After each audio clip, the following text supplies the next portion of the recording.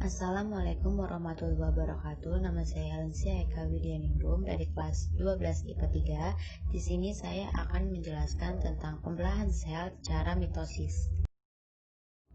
Saya akan menjelaskan tentang pembelahan mitosis. Yang pertama interfase, yang kedua erlipase, letpropase, kemudian yang keempat itu ada metafase, anafase, dan juga telopase. Berikut penjelasan menggunakan videonya. Tahap pembelahan sel itu dimulai dengan interfase. Interfase merupakan tahap paling lama dari siklus pembelahan sel. Fase pembelahan itu sendiri hanya sekitar 3/4 dari siklus pembelahan sel. Tahap interfase merupakan tahap yang paling sibuk. Ada 3 tahap, yaitu fase G1, S, dan G2. Pada fase G1 terjadi berbagai sintesis protein untuk menyiapkan bahan-bahan dalam proses lanjutannya. Pada fase S terjadi replika DNA. Ini adalah kromatin atau benang-benang halus yang telah kalian lihat. Disebut kromatin bila dalam interfase disebut kromosom pada fase pembelahan sel. Di sini terlihat ada 2 sentrosom. Satu sentrosom memiliki 2 sentriol yang nantinya akan membentuk benang-benang spindel. Warna merah ini menunjukkan salut inti berupa fragmen-fragmen yang masih menyatu.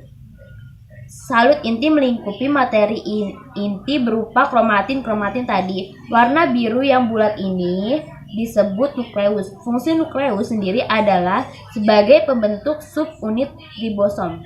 Profase awal, bagian pertama dari tahap profase mitosis. Setelah tahap interfase adalah tahap pembelahan sel. Fase pembelahan sel secara mitosis yang pertama adalah profase awal. Dalam fase ini, salut inti mulai melebur menjadi fragmen-fragmen dan nukleolus sudah tidak tampak lagi. Di sini terlihat adanya 4 kromosom diad yang memendek sehingga disebut kromosom diad atau kromatid. Setiap kromatid terdiri dari sepasang kromosom monad.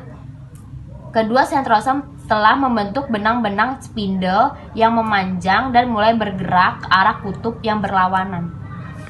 Letpropase atau profase akhir, bagian kedua dari tahap profase mitosis. Tahap selanjutnya dari pembelahan secara mitosis adalah profase akhir.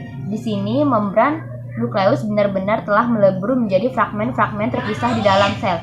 Kedua sentrosom posisinya telah berada di kutub yang berlawanan dan benang-benang spindel itu telah mengikat kromosom diad untuk ditarik menuju ke bidang ekuator. Ujung-ujung spindel itu sebenarnya tidak menyatu tetapi hanya berhimpit atau disebut dengan overlapping.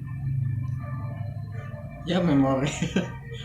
Metafase, tahap kedua dari mitosis. Tahap selanjutnya adalah tahap metafase.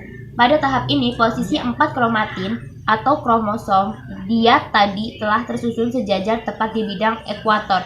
Kedua sentrosom di kutub berlawanan yang membentuk benang-benang spindel inilah yang berperan penting dalam menggerakkan atau mengarahkan kromosom diad menuju ke bidang ekuator seperti yang terlihat pada gambar ini.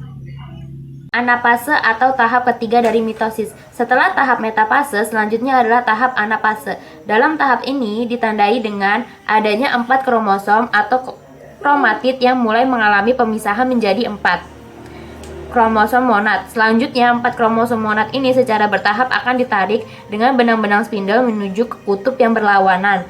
Sebenarnya pemisahan kromosom diad akibat benang-benang spindel yang memendek membuat bentuk sel memanjang.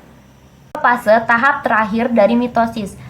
Tahap yang terakhir adalah telopase yang diiringi dengan pembagian sitoplasma disebut dengan sitokinesis. Kromosom-kromosom monad dengan sentrosom telah berada di kutub yang berlawanan. Fragmen salut inti pada masing-masing wilayah kutub mulai dirangkai kembali. Benang-benang spindel oleh sentrosom tidak tampak lagi. Kromosom monad pada masing-masing wilayah kutub menjadi kromatin kembali. Ada filamen aktif dan miosim pada pertengahan sel yang muncul sehingga nantinya akan membagi sitoplasma menjadi 2 sel anakan.